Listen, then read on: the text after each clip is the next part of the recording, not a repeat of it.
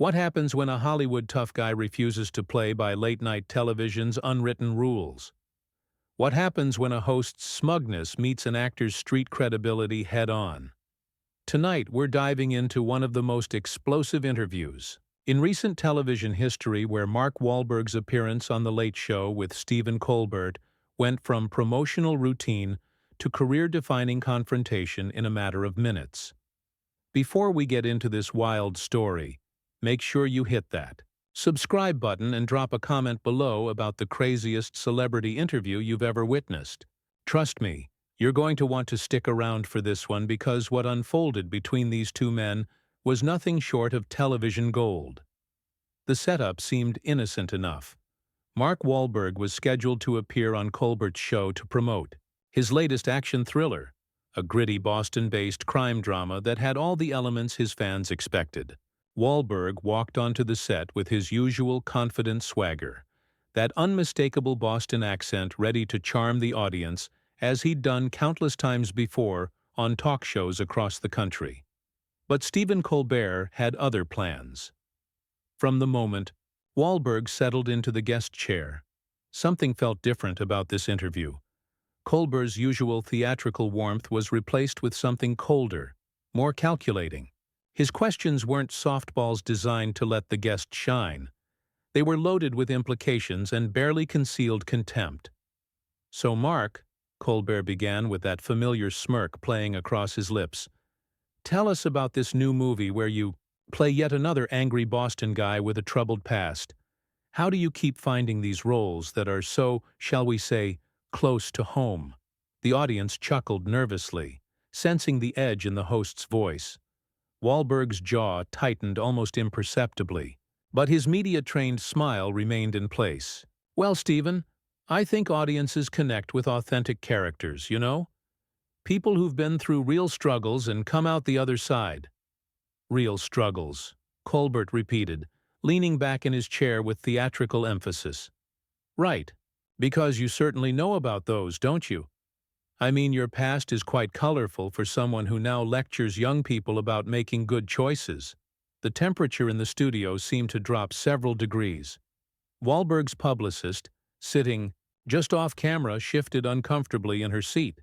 This wasn't going according to the pre-interview agreement at all. "I've never hidden from my past, Stephen," Wahlberg replied, his voice maintaining its steady tone despite the obvious provocation. "I've been open about my mistakes because I want kids to learn from them, not repeat them."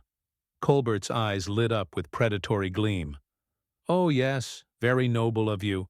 Though I have to wonder, how does it feel to be Hollywood's poster boy for redemption when so many of your victims never got the luxury of a comeback story? Must be nice to have enough money and fame to buy yourself a clean slate." The studio audience fell completely silent. Even the band members exchanged worried glances. This had crossed from playful celebrity roasting into something much more personal and vicious. Wahlberg's composure began to crack, the carefully constructed media persona giving way to something rawer, more dangerous. "What exactly are you trying to get at here, Stephen? Because if you've got something to say, why don't you just say it instead of dancing around like some kind of coward?" The word coward hung in the air like a challenge. Colbert's theatrical mask slipped for just a moment, revealing genuine anger underneath. His writers had prepared him for a standard promotional interview, not a street fight with one of Boston's most notorious former troublemakers. "Coward?"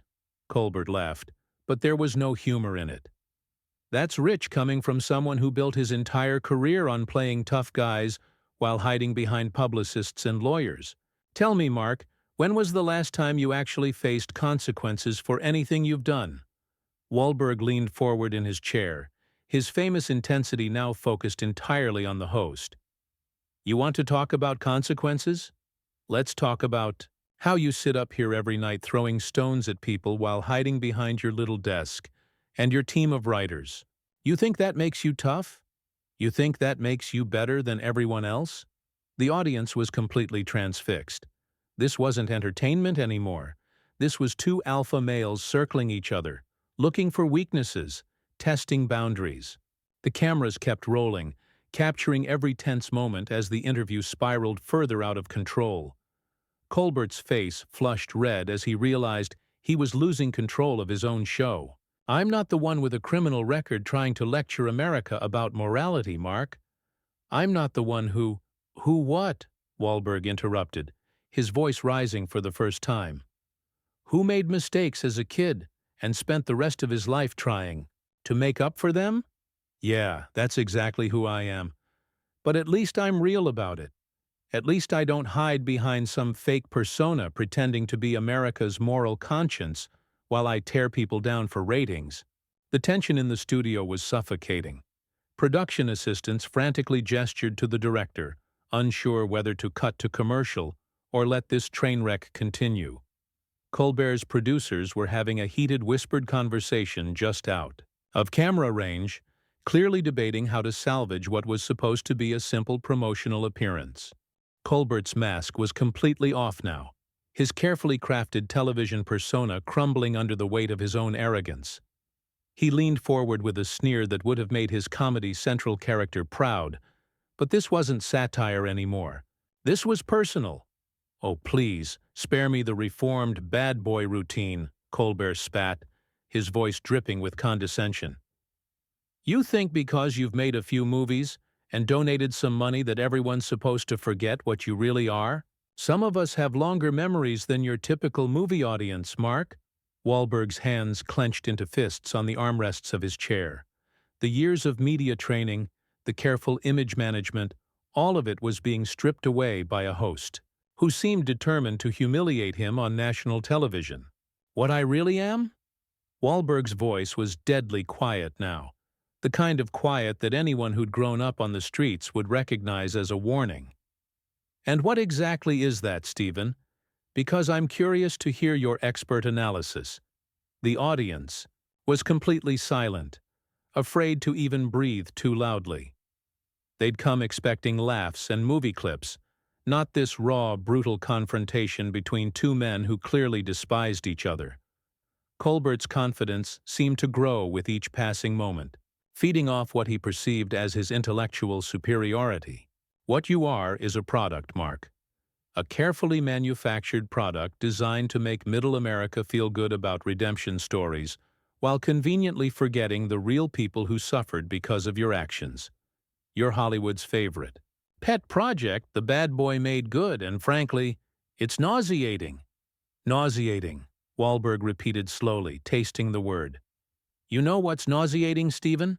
Watching you sit up here night after night, thinking you're some kind of moral authority, when all you really are is a privileged comedian who's never had to fight for anything real in his entire life." Colbert's laugh was sharp and bitter. "Oh, here we go with the working-class hero routine. Tell me, Mark, how much did your last movie make? How many millions are sitting in your bank account right now? Don't talk to me about fighting for anything when you're living in a mansion built on the backs of the people you used to terrorize." The words hit Wahlberg like physical blows. His face darkened, the famous Wahlberg intensity now focused entirely on the man across from him. "You don't know anything about my life, Stephen. You don't know what I've been through, what I've overcome, or what I do with my money. You're just another talking head who thinks reading off a teleprompter makes you important." "Important?" Colbert's voice rose to match Wahlberg's. "I'm not the one who needs to be important, Mark. I'm not the one desperately trying to rewrite history with every movie role and charity appearance. I'm just here to ask the questions that your usual softball interviews won't touch." Wahlberg stood up from his chair, his imposing frame casting a shadow over the desk. The audience gasped collectively, and several security guards took a step closer to the stage area. "Questions?" Wahlberg's voice was dangerous now, all pretense of civility abandoned. "You call that questions? What you're doing is trying to tear down a man who spent 20 years trying to make things right. And for what? For your own entertainment? For ratings? Because it makes you feel better about your own pathetic existence." Colbert remained seated, but his composure was clearly shaken by Wahlberg's physical presence. Still, his arrogance wouldn't let him back down. "I'm exposing the hypocrisy, Mark. I'm showing people that all your charity work and all your good guy roles can't change what you fundamentally are. A thug who got lucky. The word thug seemed to echo through the studio like a gunshot. Wahlberg's entire body tensed, every muscle coiled like a spring ready to snap. The transformation was complete now, the movie star facade completely stripped. A way to reveal the street fighter underneath. A thug who got lucky, Wahlberg repeated, his voice barely above a whisper but somehow more menacing than if he'd been shouting. You really want to go there, Stephen? You really want to see what a thug looks like? Colbert's bravado faltered for the first time, but his ego wouldn't let him retreat. Are you threatening me on my own show, Mark? Because that would be very on brand for you, wouldn't it? When the questions get too hard, resort to intimidation and violence, just like the old days. The old days, Wahlberg said, taking a step closer to the desk. You keep bringing up the old days like you were there, like you lived through any of it. But you weren't there, Stephen. You were probably in some fancy college somewhere, learning how to be a professional smartass while real people were dealing with real problems. The production team was in full panic mode now. The director was frantically signaling to cut to commercial, but Colbert waved him off with a sharp gesture. His pride wouldn't let him end this confrontation on anything that looked like retreat. Real problems, Colbert mocked, his voice shaking with barely controlled rage. Is that what we're calling assault and battery now? Real problems? Tell me, Mark, do you think your victims would appreciate that characterization? Wahlberg's face went completely white, then flushed red with an anger that seemed to radiate heat. My victims, he said slowly, have names, Stephen. They're real, people with real lives, not just talking points for your little comedy routine. And every single one of them deserves better than being used as ammunition by a coward who's never taken a real risk in his entire privileged life. Coward? Colbert spat back, finally rising from his chair to face Wahlberg. You keep using that word, but I'm not the one who spent years hiding from the consequences of my actions. I'm not the one who needed fame and fortune to finally grow a conscience. The two men were face to face now, separated only by the desk and about 20 years of accumulated resentment. The audience was completely silent, transfixed by this raw display of mutual hatred between two of America's most recognizable figures. You want to talk about consequences? Wahlberg's voice was deadly calm now, more frightening than when he'd been shouting. Let's talk about the consequences of what you're doing right now, Stephen. Let's talk about what happens when you push someone too far, when you mistake kindness for weakness, when you confuse media training with being soft. Colbert's face paled, but his mouth kept running, driven by ego and adrenaline. What are you going to do, Mark? Hit me? Prove my point for me? Show everyone that underneath all that Hollywood polish, you're still just a violent thug from Dorchester? The studio was so quiet you could hear the hum of the cameras, the only sound breaking the deadly silence as these two men stared each other down across the desk. Colbert's final taunt hung in the air like a lit fuse, and everyone in the room seemed to understand that they were witnessing something that would define both of their careers. Wahlberg's response came in a voice so controlled, so measured, that it was more terrifying than any explosion of rage could have been. You know what, Stephen? You're right about one thing. I am from Dorchester. And in Dorchester, we learned something that apparently they don't teach in whatever ivory tower you crawled out of. We learned that when someone disrespects you, when someone tries to humiliate you in front of people, there are consequences. Colbert's Adam's apple bobbed as he swallowed hard, but his pride wouldn't let him back down now. Consequences? Like what, Mark? You're going to assault me on live television? Because that would really help your image, wouldn't it? My image? Wahlberg laughed, but there was no humor in it. Stephen, you just spent the last 15 minutes trying to destroy my image, my reputation, my life's work. All for what? Entertainment? To make yourself feel important? You think I care about my image right now? The host's confidence was cracking visibly now. He'd pushed too far, gone too deep, and suddenly found himself in waters he couldn't navigate. "I was just doing my job, Mark. Asking the hard questions that—" "Your job," Wahlberg interrupted, his voice rising for the first time in minutes. "Your job is supposed to be entertaining people, making them laugh, maybe informing them a little bit. Your job isn't supposed to be destroying people for sport, but that's what you've turned it into, isn't it? That's what this whole show has become. You sitting up here like some kind of judge, deciding who deserves respect and who doesn't."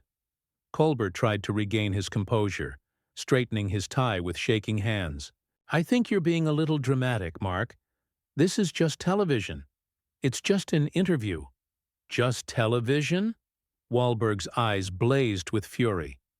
"Stephen, this isn't just television to the millions of people watching right now. This isn't just television to my family, my kids, the people who work with me. When you sit up here and try to tear someone down, that follows them home. That affects real lives.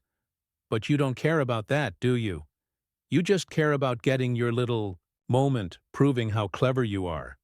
The production team was in complete chaos now. Assistants were running back and forth. Executives were making frantic phone calls, and the director looked like he was about to have a heart attack. But the cameras kept rolling, capturing every devastating moment of Colbert's public humiliation. "I care about the truth," Colbert said weakly, his earlier venom replaced by something that sounded almost pleading. "I care about holding people accountable." "The truth?" Wahlberg stepped even closer, his presence overwhelming the smaller man. "The truth is that you're a bitter, insecure little man who gets his kicks from tearing down people who've actually accomplished something with their lives. The truth is that you're sitting up here every night, playing pretend moral authority, while you're really just another bully with a bigger platform." Colbert's face flushed red with embarrassment and rage. "How dare you? I've built a career. I've earned my place here. I don't need to take this from some ex-convict who—" "Ex-convict," Wahlberg repeated, his voice deadly quiet again. "There it is. That's what this was really about, wasn't it, Stephen? You never intended to have a real interview. You brought me here to humiliate me, to remind everyone what I used to be, to put me in my place. Well, congratulations, you've shown everyone exactly what kind of person you really are." The audience was completely transfixed, watching what felt like a public execution. Colbert was visibly wilting under Wahlberg's assault, his carefully constructed persona crumbling in real time. "That's not— I didn't mean," Colbert stammered, but Wahlberg wasn't finished. "You didn't mean what, Stephen?" "You didn't mean to reveal yourself as a petty, vindictive little man who uses his platform to settle scores with people he's jealous of? Because that's exactly what you've done here tonight." Colbert made one last desperate attempt to regain control. "Security, I think we need to—" "Security?" Wahlberg's laugh was harsh and bitter. "You're calling security because you can't handle a conversation? Because someone finally stood up to your bullying? This is perfect, Stephen. This is exactly who you are. When things don't go your way, when someone doesn't roll over and let you walk all over them, you run for help." The host's face was now completely pale, his hands visibly shaking as he realized how thoroughly he'd been exposed. "This interview is over," he said weakly, but even his own voice betrayed his defeat. "No, Stephen," Wahlberg said, his voice carrying the authority of someone who'd finally had enough. "This interview was over the moment you decided to ambush me instead of treating me with basic human respect. You want to know the difference between us? When I made mistakes, I owned them. I faced the consequences. I did the work to become better. But you? You sit up here making the same mistakes every night, hurting people, destroying reputations, and you think it makes you righteous." Security guards were finally moving toward the stage, but Wahlberg held up his hand, stopping them with nothing but the force of his presence. "I'm leaving," he announced, his voice carrying to every corner of the studio. "Not because you're kicking me off, Stephen, but because I refused to participate in whatever this pathetic display was supposed to be. You brought me here thinking you could embarrass me, thinking you could make me look small. But the only person who looks small right now is you." Wahlberg began walking toward the exit, but turned back for one final devastating blow. "You know what the real tragedy is here, Stephen. You had a chance to have a real conversation with someone who's actually lived through something, someone who could have shared a story that might have helped people. Instead, you chose to be petty and vindictive, and now everyone gets to see exactly what kind of man you really are." The silence that followed was deafening. Colbert stood frozen behind his desk, completely defeated, while Wahlberg walked out with his head held high, leaving destruction in his wake. The audience didn't know whether to applaud or remain silent, caught between shock and second-hand embarrassment for their host. As the studio doors closed behind Wahlberg, the camera caught one final shot of Colbert's face, a man who had just learned the hard way that not everyone would play by his rules. Not everyone would let him be the smartest person in the room, and not everyone would quietly accept his brand of intellectual bullying. The show went to an unscheduled commercial break, but the damage was done. In less than 20 minutes, Stephen Colbert had managed to completely destroy his own credibility, while simultaneously proving every point his guest had made about him. So there you have it, the most explosive talk show interview in recent memory, where Mark Wahlberg refused to be anyone's victim, and Stephen Colbert learned that sometimes the person you're trying to tear down fights back. What did you think of how this confrontation played out? Drop your thoughts in the comments below. Hit that subscribe button for more incredible stories like this one, and let me know, who do you think really won this battle of words?